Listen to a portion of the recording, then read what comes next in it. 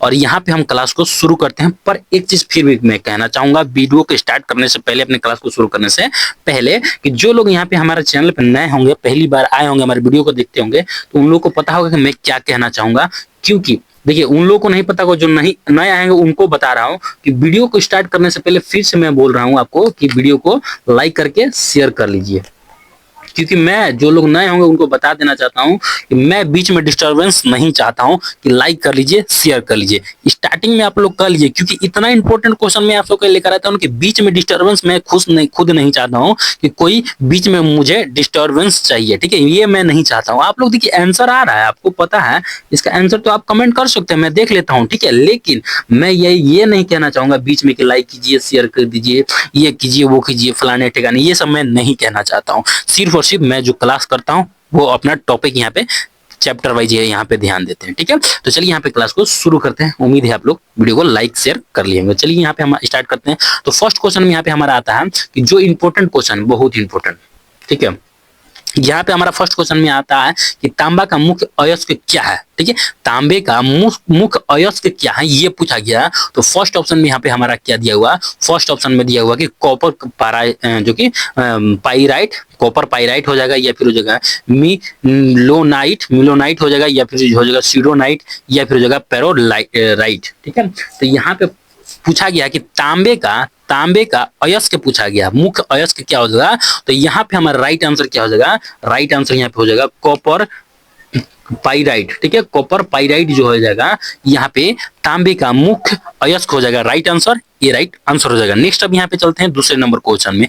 दूसरे number question में यहाँ पे हमारा पूछा गया कि ब्लैक जो कि ब्लैक लेड की रसायन नाम क्या है। यहाँ पे बोला गया है कि ब्लॉक लिखा गया है। ठीक है, लेड का रासायनिक, यहाँ पे रासायनिक नाम क्या है, रासायनिक नाम क्या है, यहाँ पे क्या चीज का, ब्लॉक लेड का।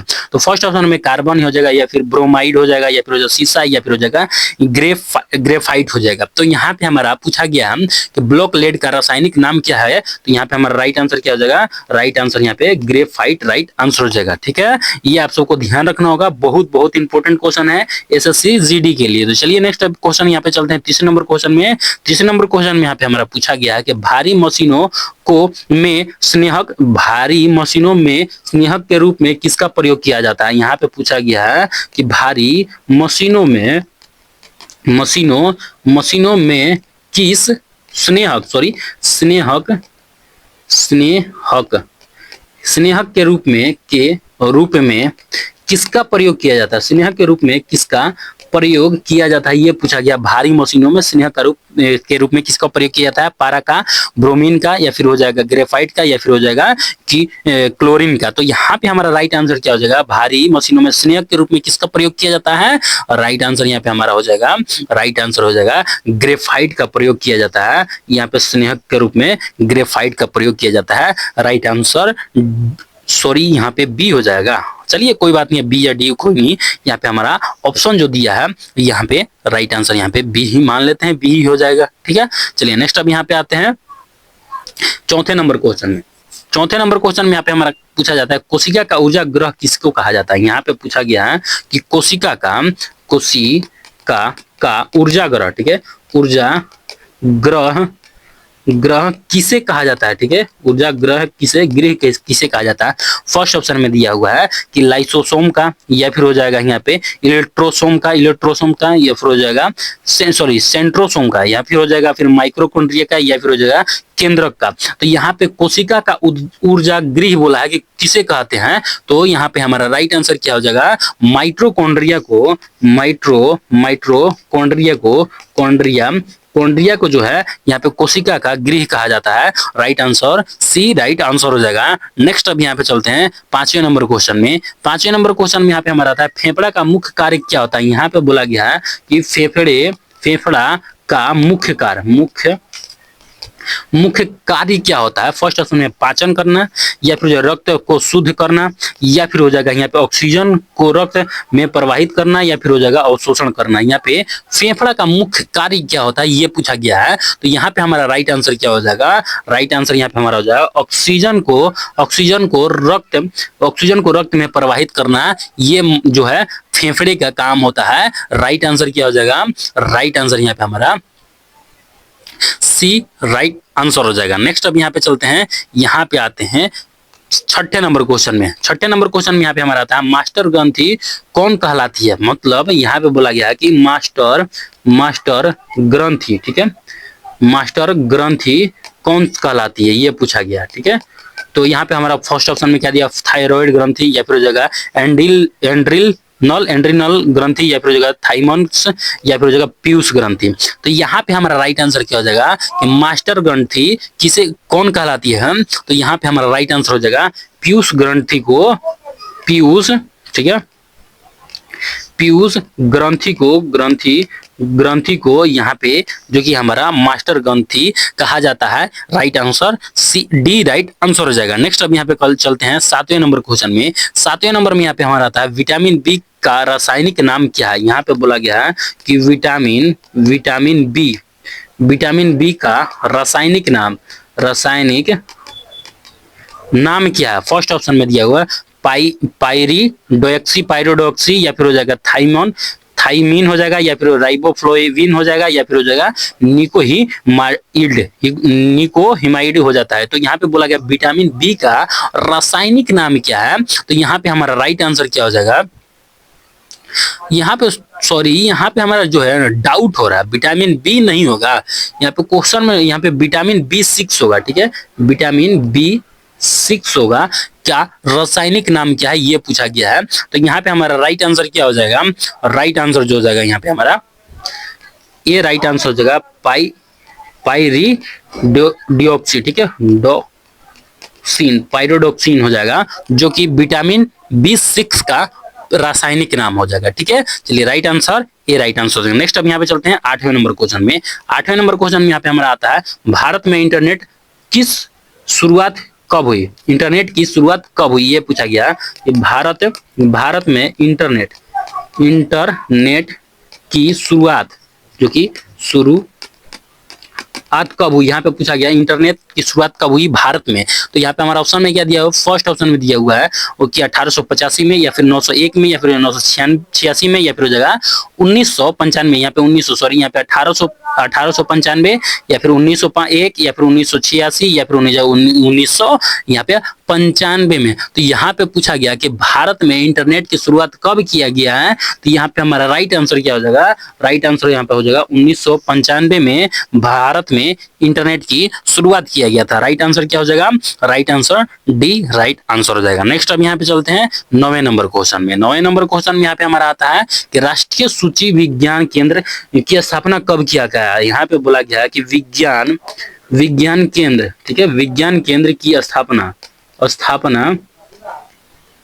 कब किया गया था? राष्ट्रीय सूची विज्ञान केंद्र की स्थापना कब किया गया था? तो यहाँ पे हमारा ऑप्शन में क्या क्या दिया हुआ है? फर्स्ट ऑप्शन में दिया हुआ है कि 1995 में, या फिर 1965 में, या फिर 1977 में, या फिर हो जाएगा 1988 ईस्वी में। तो यहाँ पे हमें बताना है कि राष्ट्रीय सूची विज्ञान केंद्र, ठीक है, राष्ट्रीय सूची विज्ञान केंद्र कब स्थापना किया गया ये पूछा गया है। तो यहाँ पे हमारा राइट आंसर क्या हो जाएगा? 1977 ईस्वी में यहाँ पे राष्ट्रीय ज्ञान सूची यहाँ पे हो जाएगा बी नहीं डी सी हो जाएगा, ठीक है। यहाँ पे right answer C right answer हो जाएगा। 1977 ईस्वी में राष्ट्रीय सूची विज्ञान केंद्र स्थापना किया गया था। Right answer C right answer हो जाएगा। नेक्स्ट अब यहाँ पे चलते हैं, यहाँ पे आते हैं 10वें नंबर क्वेश्चन में। 10वें नंबर क्वेश्चन में यहाँ पे हमारा आता है कि भारत में सेलुलर फोन सेवा कब आरंभ हुआ। यहाँ पे बोला गया कि भारत में सेलुलर, ठीक है, सेलुलर फोन सेवा कब आरंभ हुआ ये पूछा गया। फर्स्ट ऑप्शन दिया हुआ है 1993 में, या फिर 1995, या 1900 हो जाएगा 97, या फिर हो जाएगा 1900 यहाँ पे हो जाएगा 1999 में। तो यहाँ पे पूछा गया भारत में सेलुलर फोन सेवा कब आरंभ हुआ, ये पूछा गया है। तो यहाँ पे हमारा राइट आंसर क्या हो जाएगा, भारत में सेल्यूलर फोन जो है 1995 में ही आया है, ठीक है, सेल्यूलर फोन। तो यहाँ पे हमारा राइट आंसर क्या हो जाएगा, right answer B right answer हो जाएगा, ठीक है। नेक्स्ट अब यहाँ पे चलते हैं, नेक्स्ट अब यहाँ पे आते हैं 11वें नंबर क्वेश्चन में। 11वें नंबर क्वेश्चन में यहाँ पे हमारा पूछा गया विश्व बैंक की स्थापना कब किया गया था। यहाँ पे विश्व बैंक, ठीक है, विश्व बैंक की स्थापना स्थापना कब किया गया, विश्व बैंक की स्थापना कब किया गया, ये स्टार लगा लीजिएगा आप सबको जीडी के लिए, ठीक है, एसएससी जीडी के लिए ये क्वेश्चन पूछा गया बहुत बार कि विश्व बैंक का स्थापना कब किया गया। फर्स्ट ऑप्शन 1935 में, 1955 में, 1945 में या फिर 1965 ईस्वी में। तो ये आप सबको भी पता होगा कि विश्व बैंक का स्थापना कब किया गया है, ये आप सबको भली भांति पता होगा, तो आप लोग इसका आंसर कर ही देंगे। तो चलिए यहाँ पे 1955 में विश्व बैंक का स्थापना किया गया है, राइट आंसर क्या हो जाएगा, राइट आंसर यहाँ पे हमारा सी राइट आंसर हो जाएगा। नेक्स्ट अब यहाँ पे चलते हैं, सॉरी सी नहीं, सी तो नहीं, बी होगा, ठीक है, बी होगा, यहाँ पे हमारा टाइपिंग यहाँ पे मिस्टेक हो जाएगा। 1945 में विश्व बैंक की स्थापना किया गया है, right answer B right answer हो जाएगा। चलिए नेक्स्ट अब यहाँ पे चलते हैं, यहाँ पे हमारा टाइपिंग जो है ना, टाइपिंग थोड़ा देखिए, अभी यहाँ पे भी है ऑप्शन वाइज कम है, ठीक है, यहाँ पे बी होना चाहिए, यहाँ पे सी होना चाहिए। देखिए अब क्या कर सकते हैं, चलिए यहाँ पे पूछा गया कि बोकारो स्टील कारखाना किस पंचवर्षीय योजना के काल में स्थापित किया गया, ठीक है। यहाँ पे पूछा गया कि बोकारो स्टील कंपनी जो बनाया गया किस पंचवर्षीय योजना में, पंचवर्षीय योजना काल में हुआ, योजना के काल में स्थापित किया गया, ये पूछा गया। ये बोकारो स्टील प्लांट जो है इसकी जो कि कौन सी पंचवर्षीय योजना में बनाया गया, ये पूछा गया। तो यहाँ पे हमारा ऑप्शन में क्या दिया हुआ है, फर्स्ट ऑप्शन में तृतीय पंचवर्षीय योजना या पांचवी पंचवर्षीय या फिर चौथी हो जाएगा या फिर छठवीं हो जाएगा। तो यहाँ पे हमारा राइट आंसर क्या हो जाएगा, राइट आंसर हमसे क्या पूछा है, बोकारो स्टील प्लांट पूछा है ना, तो यहाँ पे हमारा राइट आंसर हो जाएगा द्वितीय, सॉरी यहाँ पे तृतीय पंचवर्षीय योजना में, तृतीय पंचवर्षीय योजना में बोकारो स्टील जो कि कंपनी जो है, कारखाना जो है बनाया गया था, ये आप सबको ध्यान रखना होगा, ठीक है। ये बहुत बहुत इंपॉर्टेंट क्वेश्चन है। और दुर्गापुर भी पूछ दिया जाता है कि दुर्गापुर जो कि इस्पात कारखाना कब कहाँ पे किया था, कौन सा पंचवर्षीय योजना में, तो दूसरी पंचवर्षीय योजना में। राउरकेला भी दूसरी पंचवर्षीय योजना में, लेकिन इसमें ऑप्शन में नहीं दिया हुआ। चलिए कोई बात नहीं, यहाँ पे आते हैं 13वें नंबर क्वेश्चन में। 13 नंबर में यहाँ पे हमारा आता है कि सांकेतिक मुद्रा का प्रचलन किसने किया था। यहाँ पे पूछा गया कि सांकेतिक मुद्रा का प्रचलन किसने किया था, ये पूछा गया। तो मोहम्मद बिन तुगलक ने, या फिर हो जाएगा यहाँ पे इल्तुतमिश ने, या फिर हो जाएगा फिरोज शाह तुगलक ने, या फिर हो जाएगा यहाँ पे अलाउद्दीन खिलजी ने। तो यहाँ पे पूछा गया कि सांकेतिक मुद्रा का प्रचलन किसने किया था, ये पूछा गया है। तो यहाँ पे हमारा राइट आंसर क्या हो जाएगा कि सांकेतिक मुद्रा का प्रचलन किसने किया है। तो राइट आंसर यहाँ पे हमारा हो जाएगा, right answer A right answer हो जाएगा। यहाँ पे मोहम्मद बिन तुगलक ने सांकेतिक मुद्रा का प्रचलन किया था, राइट आंसर क्या हो जाएगा, right answer A right answer हो जाएगा। नेक्स्ट अब यहाँ पे चलते हैं 14 नंबर क्वेश्चन में। 14 नंबर क्वेश्चन में यहाँ पे हमारा पूछा गया भारत का पहला बैंक कौन सा है। यहाँ पे पूछा गया कि भारत का पहला बैंक कौन सा है। यहाँ पे पहला बैंक कौन सा है भारत का। फर्स्ट ऑप्शन है पीएनबी, या फिर हो जाएगा कि एसबीआई, या फिर हो जाएगा इलाहाबाद बैंक, या फिर हो जाएगा हिंदुस्तान बैंक। तो भारत का पहला बैंक कौन सा है। तो यहाँ पे हमारा राइट आंसर क्या हो जाएगा, राइट आंसर जो हो जाएगा ना, यहाँ पे हमारा डी राइट आंसर हो जाएगा। हिंदुस्तान बैंक जो है भारत का पहला बैंक है। ये आप सबको ध्यान रखना होगा, ये क्वेश्चन घबराने वाला है क्योंकि बहुत सारे लोग इसमें कंफ्यूज हो जाते हैं, ठीक है। चलिए ये आप सबको ध्यान रखना होगा, भारत का पहला बैंक यहाँ पे हो जाएगा हिंदुस्तान बैंक। नेक्स्ट अब यहाँ पे चलते हैं 15 नंबर क्वेश्चन में। 15 नंबर क्वेश्चन में यहाँ पे हमारा पूछा जाता है कि नोट का निर्गमन कौन करता है। यहाँ पे जो होता है नोटो, ठीक है, नोटों का निर्गमन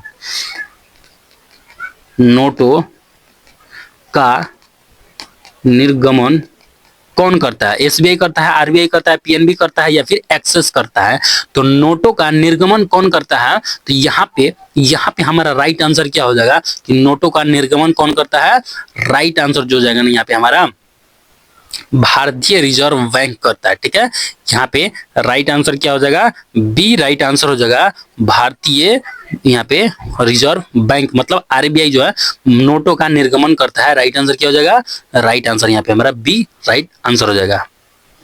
चलिए नेक्स्ट अब यहाँ पे चलते हैं 16 नंबर क्वेश्चन में।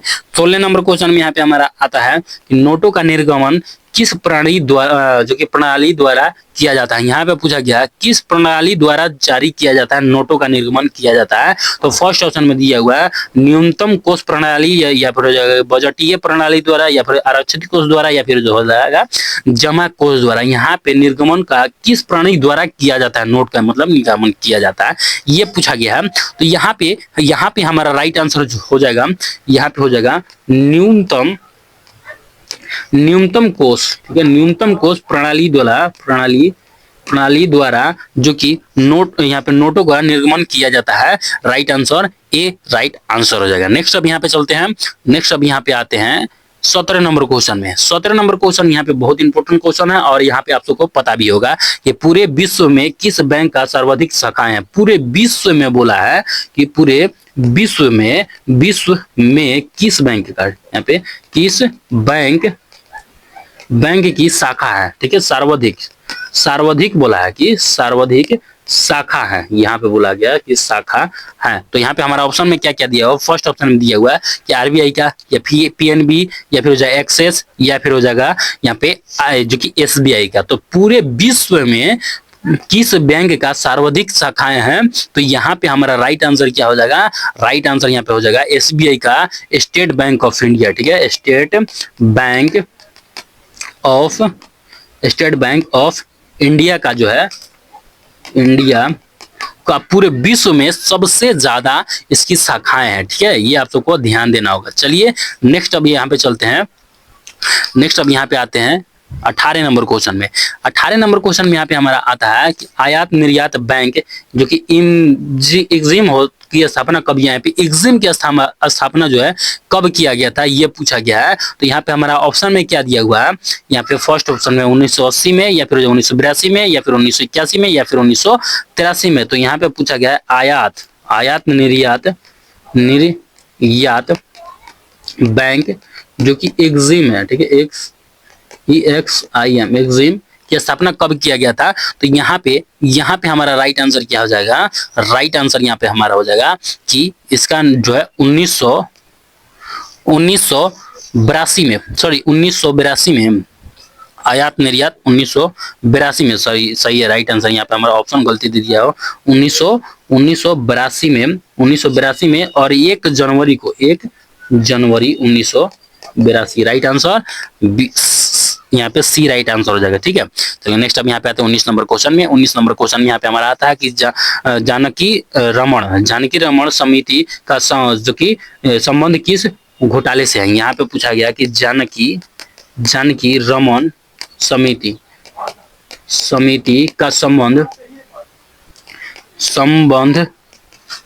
किस घोटाले से है। ठीक है, जानकी रमण समिति का कि संबंध जो है किस घोटाले से है, ये पूछा गया। फर्स्ट ऑप्शन में चीनी से या फिर कोयला से या फिर दाल या फिर प्रतिभूमि से। तो यहाँ पे पूछा गया है जानकी रमण समिति का घोटाला जो है किस घोटाले से संबंध है, ये पूछा गया है। तो यहाँ पे हमारा राइट आंसर क्या हो जाएगा, राइट आंसर जो हो जाएगा ना, यहाँ पे प्रतिभूमि घोटाले से संबंध है। यहाँ पे जानकी रमण समिति का संबंध, यहाँ पे राइट आंसर क्या हो जाएगा, डी राइट आंसर हो जाएगा। नेक्स्ट अब यहाँ पे चलते हैं, यहाँ पे आते हैं 20 नंबर क्वेश्चन में। 20 नंबर क्वेश्चन में यहाँ पे हमारा आता है किस दिन पृथ्वी सूर्य से सर्वाधिक दूरी पर होता है। यहाँ पे बोला गया कि किस दिन पृथ्वी जो है सूर्य से, ठीक है, सूर्य से सर्वाधिक, ठीक है, सर्वाधिक दूरी पर रहता है। ठीक है, दूरी पर रहता है, यहाँ सबसे दूरी पर किस दिन रहता है पृथ्वी सूर्य से। ठीक है, तो यहाँ पे ऑप्शन में दिया 4 जून को या फिर 4 अगस्त को या फिर 4 जुलाई को या फिर हो जाएगा 4 सितंबर को। तो यहाँ पे हमारा राइट आंसर क्या हो जाएगा कि पृथ्वी सूर्य से सर्वाधिक किस दिन दूर पे रहता है। तो यहाँ पे हमारा राइट आंसर क्या हो जाएगा, राइट आंसर यहाँ पे हमारा हो जाएगा 4 जुलाई को। ठीक है, 4 जुलाई, right answer B right answer हो जाएगा। ठीक है, ये आप सबको ध्यान रखना होगा, बहुत बहुत इंपॉर्टेंट क्वेश्चन है, क्योंकि यही सब आप सबके एग्जाम में पूछे जाते हैं।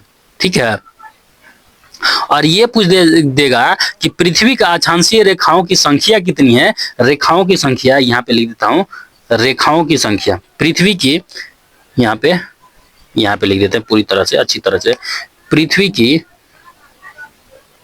यहाँ पे